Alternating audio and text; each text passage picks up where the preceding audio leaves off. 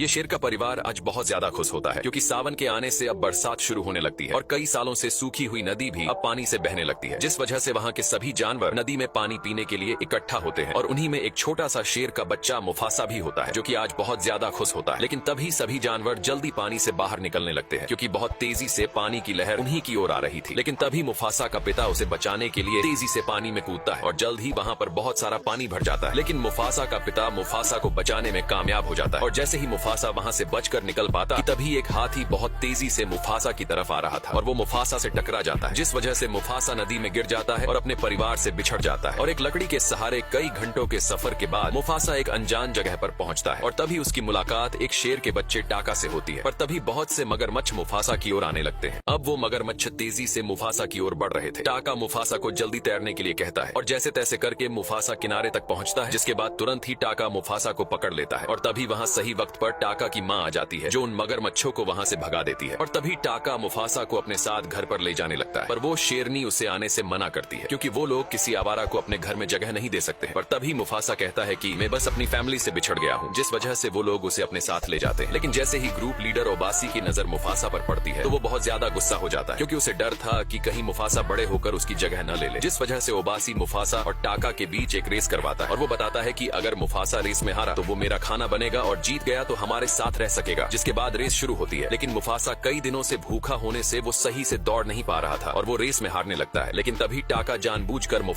टाका मुफासा को उसके आगे जाने देता है क्योंकि टाका को एक भाई चाहिए था और तभी मुफासा रेस में जीत जाता है। ये देखकर ओबासी बहुत ज्यादा गुस्सा हो जाता है, लेकिन अब वादे के मुताबिक मुफासा उन्हीं के साथ रह सकता है। जिसके बाद मुफासा और टाका एक साथ खेलने के लिए जंगल की ओर निकल पड़ते हैं और अब जैसे जैसे वक्त बीत रहा था तो वैसे वैसे टाका और मुफासा भी अब बड़े हो चुके थे। वो लोग खूब मजे करते हैं, लेकिन अभी भी टाका का पिता मुफासा से नफरत किया करता है और टाका को उससे दूर रहने के लिए भी कहता है। और एक दिन जब मुफासा टाका की माँ के साथ शिकार पर जाता है तो टाका उन्हें छुप कर देख रहा था, लेकिन उन्हें ये नहीं पता था कि उन पर खतरा मंडरा रहा है। और तभी अचानक ये सफेद शेर हिरन पर हमला करते हैं, लेकिन बीच में शेरनी आ जाती है। मुफासा ये देखकर तुरंत उन्हीं की ओर भागता है और उन सफेद शेर के सामने खड़ा हो जाता है, लेकिन तभी शेरनी देखती है कि टाका डर के वहाँ से भाग गया था। मुफासा बिना डरे उन सफेद शेरों से लड़ रहा था, लेकिन तभी शेरनी पर सफेद शेर भारी पड़ने लगता है। ये देखकर तुरंत ही मुफासा उस सफेद शेर को धक्का मारकर शेरनी को बचा लेता है, जिस वजह से वो सफेद शेर मारा जाता है। जिसके बाद वो दोनों अकेले सफेद शेर को डराकर वहाँ से भगा देते हैं। जिसके बाद वो लोग घर की ओर निकलते हैं और तभी ओबासी उन्हें देखकर हैरान हो जाता है। शेरनी शेर को सारी बात बताती है और बताती है कि अगर आज मुफासा नहीं होता तो वो जिंदा नहीं होती। ये सुनकर ओबासी मुफासा का दिल से शुक्रिया अदा करता है और उसका कर्जदार हो जाता है। लेकिन तभी मुफासा उन्हें बताता है कि जल्द ही उन सफेद शेरों का हम पर हमला होने वाला है और अब यहाँ पर वो अकेला सफेद शेर अपने झुंड में पहुंचता है। लेकिन जैसे ही झुंड के लीडर को ये पता चलता है कि उसका बेटा एक शेर के हाथों मारा गया